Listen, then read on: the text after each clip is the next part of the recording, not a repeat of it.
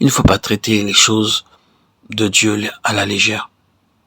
Pour toute chose, nous devons aller à lui et le consulter, que ce soit pour la vie individuelle, pour la vie de famille, la vie de l'Église, que ce soit pour un petit ou pour un grand ministère. Nous devons aller à lui. Alors seulement nous pourrons sentir la nouvelle vie couler en nous, dans notre famille et dans l'assemblée. Lazare assis à table est le type de la puissance de résurrection valable pour nous. En effet, si nous sommes devenus une même plante avec lui par la conformité à sa mort, nous le serons aussi par la conformité à sa résurrection. Romains 6:5. La mort et la puissance de résurrection vont ensemble.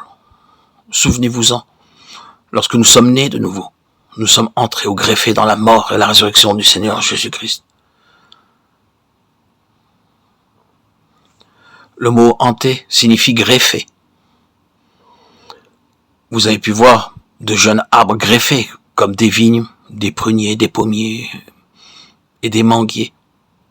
Ces arbres, qui autrefois donnaient des fruits amers, produisent de bons fruits doux et gros. L'homme prend un sillon d'un bon arbre et le greffe sur le jeune arbre. Il fait une entaille, lie le sillon, y met de l'engrais et l'enveloppe avec du tissu. Au bout de quelques années, les fruits, les fleurs et les feuilles de l'arbre sont entièrement changés. Chacun peut voir que l'arbre qui produisait des fruits amers produit maintenant des fruits doux, et que s'ils étaient petits, maintenant ils sont gros. Paul utilise les mêmes mots pour la greffe en notre Seigneur Jésus. Non seulement le Seigneur Jésus a pardonné nos péchés, mais spirituellement nous sommes baptisés en sa mort, son ensevelissement et sa résurrection. Et par la puissance de cette mort, nous pouvons mourir à notre vieille nature. De la même manière que la mort des cellules cancéreuses d'une personne ayant le cancer est le seul remède pour la guérir. Les docteurs repèrent le siège de la maladie après beaucoup de tests, et ils dirigent des rayons X sur cet endroit. Parfois le procédé est très pénible, mais la maladie doit mourir progressivement par l'effet des rayons. Il n'y a pas d'autre remède. De la même manière, nous avons à apporter en nous par la foi la puissance de la mort de Christ et mourir chaque jour à notre vieille nature pécheresse. Beaucoup de gens croient à la mort du Seigneur Jésus, mais ne meurent pas à leur vieille nature, parce qu'ils omettent de s'approprier la puissance de résurrection pour se renouveler. De même que nous sommes devenus une même plante dans la mort du Seigneur Jésus, Romains 6:5. Ainsi nous le serons par la conformité à sa résurrection. Il est très important que nous réclamions par la foi à chaque instant et chaque jour la puissance de résurrection, pour avoir une vie triomphante et victorieuse.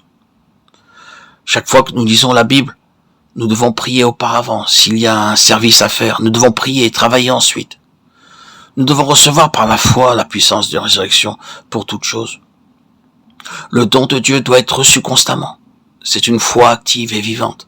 Comme Paul le dit dans Galates 2:20, la foi du Fils de Dieu par notre foi. Paul atteste que Christ vit en lui. La vie que je vis maintenant, dit-il, je la vis par la foi du Fils de Dieu.